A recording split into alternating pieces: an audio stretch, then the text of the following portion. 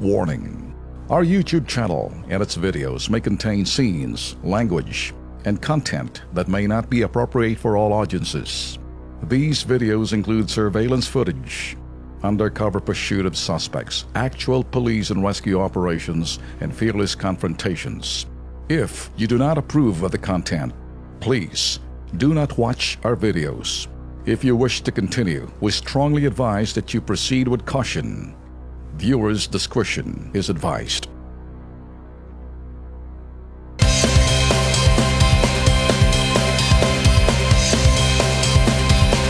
Bitag, Alex, nandito ngayon sa studio natin si alias May. Siya po ay asawa ng isang detainee sa Lipa City Jail na may kasong kidnapping.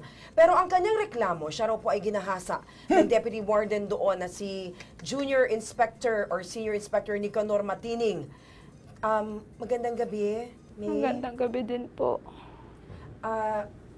Kayo ay na-rape dahil sabi nyo ay nahulihan ng drugs ang inyong kinakasama at tinakot kayo? Totoo ba ito? Opo. Tinakot niya po ako. Tapos madami din po siyang banta sa akin. Okay. Katulad ng ano? Katulad po ng pagka daw po ako hindi po sumama sa kanya ang akin daw pamilya po papatayin po niya pati po ako at saka po yung pong aking asawa ipapadukot daw po niya. May tatanong ako, sa tuwing nagbibisita ka ba, lagi mo nakikita ko? Opo. Ito ba yung tao na ito pinagnanasahan ka sa Makatuwid?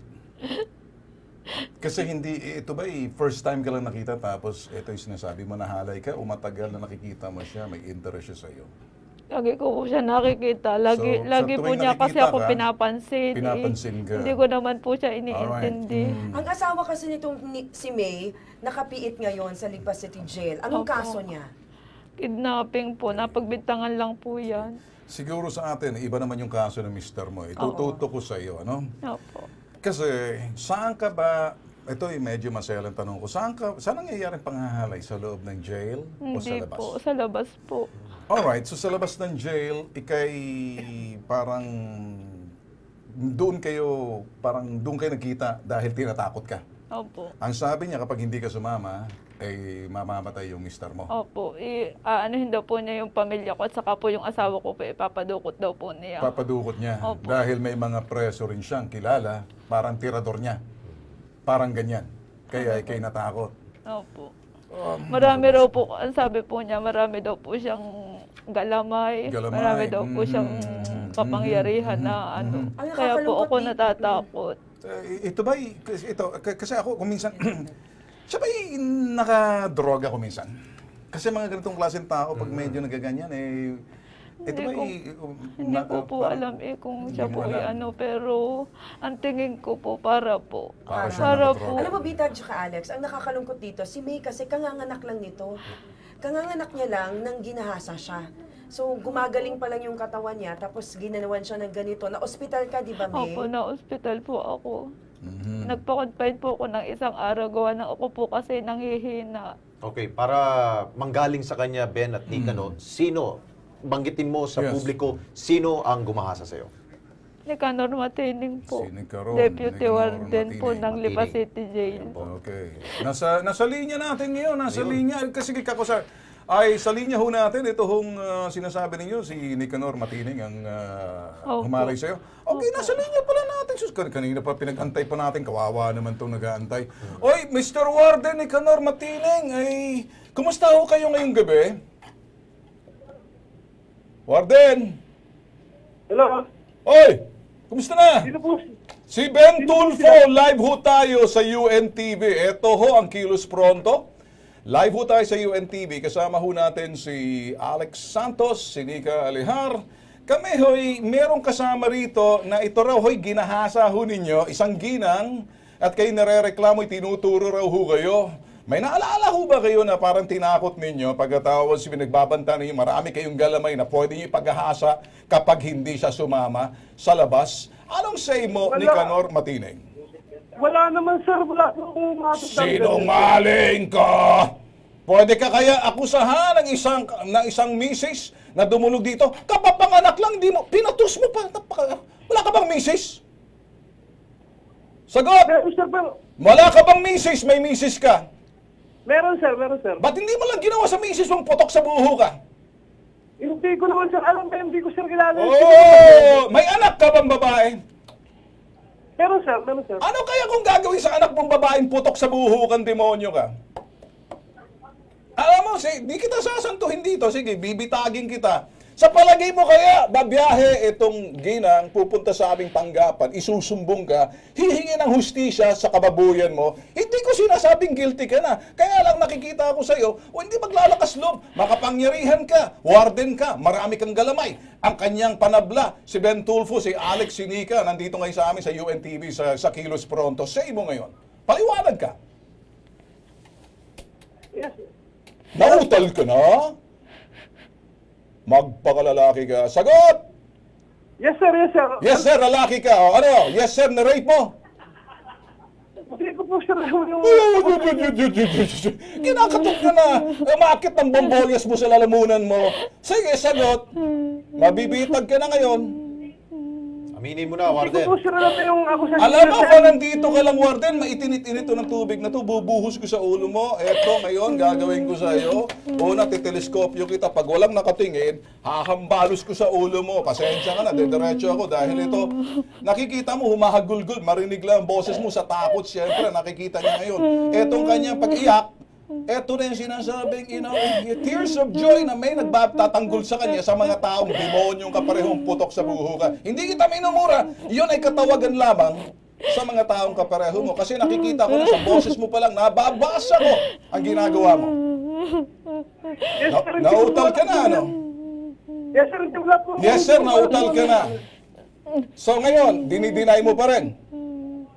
Wala po kasi sir ako alam na alam. May hamon ako sa iyo, Warden. Ano kaya sumama ka sa akin sa NBI, magpa-polygraph test ka? Magpa-polygraph test ka para makita ko kung nagsisinungaling ka. Yan ba'y dito ngayon, yes, sir. you have the right to remain silent, you have the right to deny, get yourself a lawyer. Do you want to go sa sinasabing polygraph test? Yes sir. Yes, sir. Kailan? Sasamahan kita. Susunduin pa kita. Isasakita ka sa premium SUV papuntang NBI dito sa NCR. Sasama ka. Sabihin mo, ako mismong susundo sa iyo. May security pa. Opo sir. Kailan kita susunduin? Ako mismo, idodokumento ko to. Kasi kung nagsasabi ka ng totoo, malalaman natin yan. Ito, totohanan to. Opo sir. Opo, sir. Paano? So itong sinasabi niya, walang katotohanan, hindi mo siya ginalaw, hindi mo siya ginahasa. Hindi ko po sir kasi hindi ko po alam. Eto, sige, magsalita ka. Eto ngayon ang suspect magsalita mo. ka. Sige. Ano sabihin mo? Sabihin mo sa kanya. Ikaw ang gumasa sa akin. Akala ko lang nagmakaawa pa ako sa iyo. Sabi ko, huwag ko, parang awa niyo na ako. Narinig mo? Pero hindi niyo ako pinakinggan. Ginawa niyo pa rin ang pagsasamantala sa pagkababae ko. Sige. Ganito na lang, ha? Makinig ka sa akin. Makinig ka at pakinggan mo na maiging ngayon. Serafin, sino to? Sa linya to. Eto si Director. Diyan ka lang, ha? Diyan ka lang. Makinig ka. O, Kilos Pronto. Action na natin. Sa linya ho natin, Director Serafin Barreto Jr. Director Serafin Barreto Jr. Magandang gabi ho sa inyo. Magandang gabi po. Alright. Ito ho, nare-reklamo ng panggagahasang warden nyo ho dyan. Sa anong lupa? Sa may Salipa. Nito ho, itong biktima hong ginang, naasaway, nakapiit sa loob, pagkatapos tinatakot niya, marami siyang galamay, papapatay niya raw, at hindi po pwede, kaya niya naghahasa. Ngayon ho, anong matutulong niyo rito? Dapat po talaga nakakasuhan yan. Kasuhan. Ito lang ho, baka pwede niyo ho kung tulungan para matapos na lang ho, ano? Si Nicanor, Nicanor Matineng, ang gusto ho namin mangyari, sasama ho ako para ako mismong susundurian, kasama itong biktima, dediretso ho tayo, sumama ho kayo, papunta ho ng NBI para ipa-polygraph test natin. Pag na ito yung malaman lamang kung totoo itong ginawa niya, isang ganon ang gagawin yun. Ngayon, ang sa akin ho, hindi ako nagbibiro. O pwede ho ba dahil kayong direktor? Opo. Pwede po natin gawin yan. Iyan! Narinig mo ikaw, Nicanor Matineng, tumitining na ang boses mo. Sagot! Pero po. Opo. Antabayanan mo at medyo, okay, pagkatapos Ako mismo susundo sa'yo, taga mo sa bato, magpapakita ka kasama itong si Director Sherifin Barreto, yari ka ngayon dito. Kaya siguraduhin mo, dahil tatawagin naman ng NBI, voluntary, you will submit yourself to a polygraph test para malaman kung kayo nagsisinungaling o niloloko mo kami. Sa palagay mo kaya, itong biktima, magsisinungaling, makapangyarihan ka? Tanong, sige, sagutin mo. Hindi ko po, sir, alam, sir, yan. Hindi mo alam? O baka naman nakadroga ka o nakalasing ka o ano bang nangyari sa'yo, hindi mo na alam. Pag isang tao, ganito na, medyo na demonyo na, ibig sabihin, nasa spirito ng alak o nasa droga, pero napakalakas naman ang loob mo. Sisinungaling pa ngayon itong ating nandito? Hindi Warden! ko talaga, sir, alam kung ano, sir, yan, eh. Na parang naiiyak ka na. Alam ko na, malapit ka na maiput sa yung karsunsilyo. Pahinga ka ha, susunduin ka namin. Taga mo sa bato. Simula ngayon, ipikit mong mata mo mamayang gabi, tingnan natin kung makakatulog ka. Magdasal-dasal ka na rin. Oo. Okay? Wag kang tatakas. Hindi po, sir. Natatawa ka! Natatawa ka! Hindi nga- Makinig hindi ka! nga ako, sir, alam Makinig ka! Hindi ako nakikipagtawanan sa'yo. Akala mo nakakatawa to? Natatawa ka pa Yes, sa sir. ginagawa mo. Parang nakaka-insulto ka ata. Mayos Hindi ka. naman, sir. Mayos ka! Mayos ka! Direktor, kausap namin, narinig mo kung paano kami nakikipag-uusap. Ako, huy, pag nakikipag-uusap ng mga itong klaseng kaso na to, nasa puso ko, huy, yung aking mga sinasabi, diretso sa aking utak, labas sa aking dila. Kaya wala hong ka-effort para sa akin tugisin mga taong, sabihin na natin, medyo may tagas ang kokote ka, pareho nito, Direktor. Opo. Ano natin, kasuhan natin. Bibisitahin din kita, Director, dyan dahil malaking kaso hutot, lumapit na ho sa amin at sisiguraduhin ho namin yan. Ito hong BJMP, under ho ng DILG ho to eh. Yes. Opo. Get it? Kasi ang Director ay yung DILG Secretary, hindi ho pwedeng, lalo na pag nakaabot ko kay, ay sarap siguro pag nakaabot to kay President Digong, inaasahan ko, hoy, matining! Natitinang ng boses mo, tumawa ka. Wala na yan. Wala na? Oo. Opo, sir. Nandiyan na ha? O sige, diyan ka ha? Ganito na lang ha? Pahinga ka muna, uminom ka na maraming tubig, baka atakihin ka ha? Tandaan mo, susunduin kita. Hindi ako nagbibiro.